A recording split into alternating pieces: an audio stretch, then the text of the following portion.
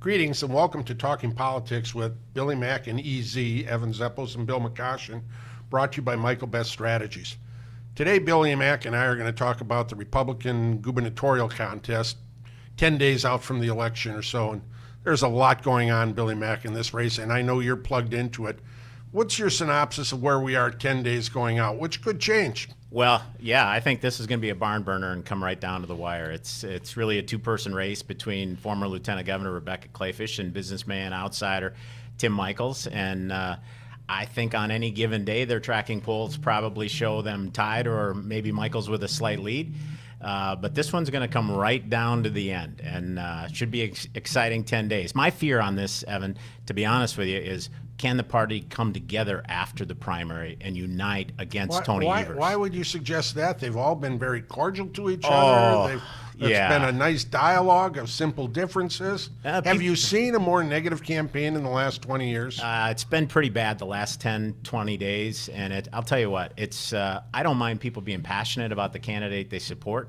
But they got to realize that if their candidate doesn't win, we're all still on the same team. And the ultimate opponent here is Tony Evers, not the other Republican in the race who you may not have supported in the primary. And frankly, that's my biggest fear of this whole race. Yeah, there have been two debates that I know of. There have been some other joint appearances. There was the one debate on TV, and then there was one recently on radio. On TV, it was more like a tea party. Yep. On radio, it was more like a cage match. I don't know what you think. Did you sense? I have a winner in both of those debates, same person. Who do you think won those debates? I thought Kleefisch had the advantage on the TV debate. She's a former anchor on television. She's clearly well-spoken. She was very well prepared. I don't think Michels did poorly. I think he did well. He's, from a tactical standpoint, you just don't want to make any mistakes in those things, and he didn't. I thought he had some good answers, but I think the edge on the TV debate actually went to her. I thought the line of the night actually came from Tim Rantham, though, when he said, "I'm a Republican, not a Republic can't." That was the best line of the night. Rantham doesn't have a chance in this race. He's down in the single digits, low single digits. It'll be between Michels and Kleefisch, but he had his moments that night, too.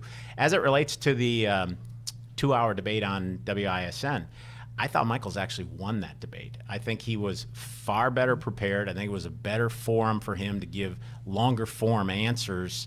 And Kleefisch was good again. There's no question about it. That's sort of her format. He doesn't live in that world. She does. But I thought Michels actually won the radio debate. I think the winner in both debates is Tony Evers. And it just showed that the Republican candidates, I don't think they're ready for prime time to go in a gubernatorial debate or in a gubernatorial campaign. And I thought the great line actually out of debate came from Michels with his "from COVID to Kenosha." Yep. I thought that was a good line on his part, but I just don't think they both did well. I'm going to disagree with you slightly. I thought Michels did stub his toe in the TV debate when he didn't know what DACA was. I'm going to give him a pass on that because I didn't hear it. I watched the debate, and Charles Benson said it, who's a friend of mine.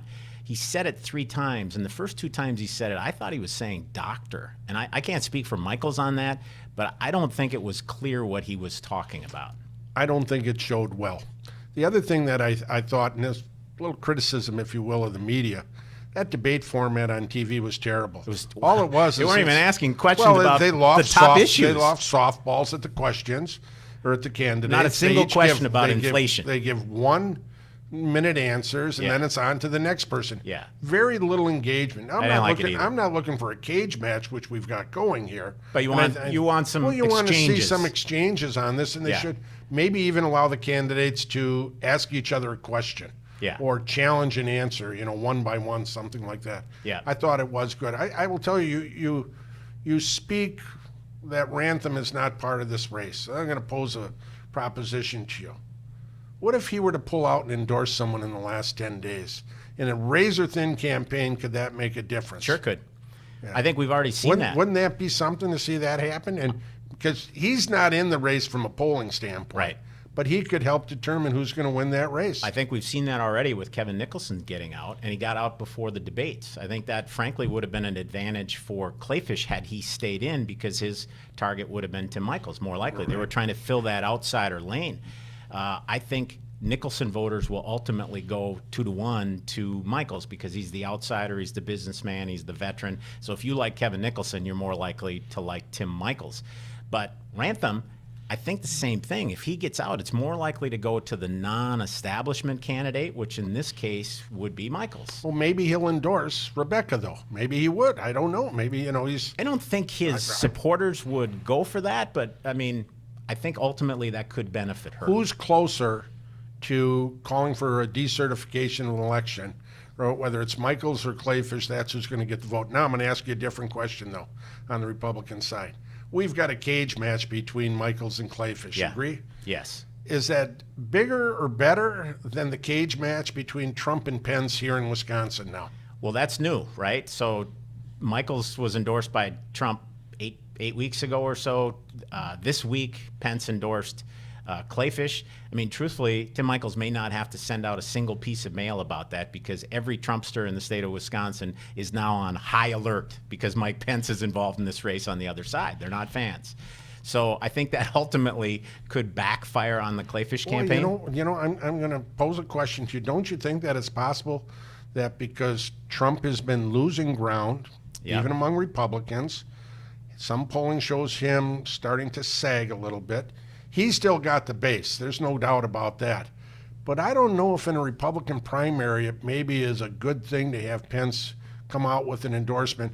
And I won't be surprised to see Pence come out here and campaign for Rebecca in the closing days of the campaign to stir that up, especially in the collar counties of southeast Wisconsin. Yeah, well, I think he will, right? I mean, the connection for Pence here really is Scott Walker. Scott Walker helped That's what I thought. Helped prepare Mike Pence for VP debates against Kamala Harris. They've been close friends for a long time when they were both governors. So that's the connector here is Scott Walker. And, Walker's loomed fairly large in this race down the stretch, too. He's done some things that are highly unusual for former governors, which is come out and attack a fellow Republican. Ronald Reagan's 11th commandment is thou shalt not attack a fellow Republican. Well, Walker violated that in both radio ads and television ads, which is sort of amazing. Isn't that the nature of this Republican gubernatorial primary? Here we are, 10 days from the election now, and it's really, a barroom brawl. Yeah. Isn't it going into a cage match in the last 10 days going to get worse? I think it's going to get all negative in the final 10 days. I don't think there's any choice because the race is so close. The other side can't take a chance. Wouldn't you, 3, 4, 5 days before August 9th, flip back to a little more positive to give it a close? I know the Michels campaign would like to stay positive all the way through. I'm not sure they're going to be able to. They can't. I think they're going to have to go with harder contrast. It seems to me, as a strategist here, when you and I look at it from Michael Best's strategy standpoint, a strategist, that Rebecca has to have some polling that says these ads are working on the gas tax and the union thing. Yeah. And the Rebecca people I talk to on the inside of the Republican side say Michels has peaked, Rebecca's starting to pull back away, and she's the odds-on favorite. What do you think of that approach? I think Michels has not peaked yet. She bottomed out about 3 weeks ago, but I think she's leveling back off. So there is evidence that because of the negatives that she's running her against negative him? attacks are having an impact. There is evidence. If Michels were to come to you and ask for advice, what would you say now? Because she's got a deluge coming of negative in the next 5-7 days. If I were running his campaign, I what would would do you tell him? hard contrast for the next week and then close the final weekend positive. Yeah, okay, good. Any predictions on that? I think it's going to come right down to the wire. It's going to come down to turnout, right? And it really is a fundamental question. If you're undecided in this race, do you want the one who's polished and more establishment and insider? And I don't mean those things in a negative way towards Rebecca. I like Rebecca Kleefisch. Right. Or do you want the outsider, the businessman, the veteran, the Army Ranger? And I think it's really going to come down to that for a choice. Kleefisch wants it to be about who do you trust, who's more reliably who's more conservative. Republican, really. Yeah. But I'm not sure that's going to be the final test. You kind of imply that a lot of it is going to be, or at least some of it at the end is going to be about turnout and organization. Yeah. Rebecca's probably got the advantage on that. Michels probably doesn't have that, being a newcomer candidate. Do you think that's an advantage to her coming into the final 5 days?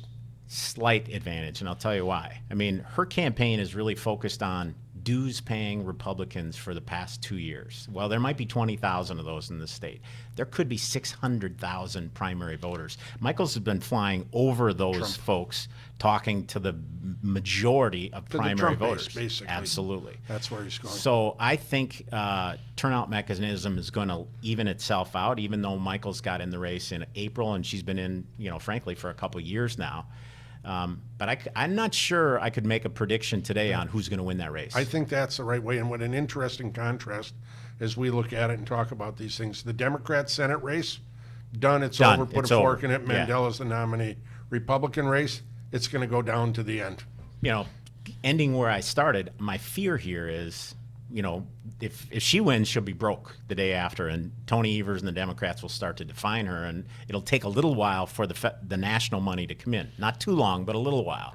If Michels wins, he can write a check that day. Right. If I'm him, I'm placing my ads for August 10th right now. Well, the Republicans have had major advantages with a couple of local mega donors, and they would need to step up very quickly on that. I will tell you, on the funding side, Democrats aren't going to have a problem finding national money to protect Tony Evers. No, they won't. He, like Mandela Barnes, is going to have a great wealth of riches to be able to run in this campaign. And I think that, this cage match, bar fight, whatever, with brass knuckles that the Republicans are going through is, if I'm Tony Evers, I'm saying, hey, can we run this campaign another 2 months, let you guys keep fighting? He probably liked the old September primary, right? Absolutely. I think that's it. So I'm going to tell you that I think that race, the Republican primary, still undecided. And next time you and I get together, we'll see where it's at. I'll close with this. Tony Evers won't be easy to beat. His numbers are right side up on the job approval. He's flush with cash, $7 million cash on hand, and that's just the beginning. Like Mandela Barnes, he's going to be extremely well funded, both locally and nationally. And as you and I have talked about, he's sort of Mr. Rogers. He's a likable guy. He's not polarizing. So Republicans, whomever wins this, is going to have to draw the right contrast with him in order to get voters to take a second look. Well, I think that's where the nationalizing the election and making Tony Evers part of the Joe Biden team is good. But I'll give Tony Evers and his team a lot of credit for a lot of their doing, especially this ad they're running where they start with Tony in the car. Yeah. And he says, It's not bad. he says, I don't care if it's a Democrat idea or a Republican idea. And as you and I know, statewide elections aren't one on the left, aren't one on the right, they're one in the middle. And that's where Tony Evers is. And Rebecca and Michels both have a long way to go to have to get that way. So that's the way I see this one kind of shaping up. And we'll see the next time you and I talk. We'll see. All Always right, great good. talking to you. Good to see you.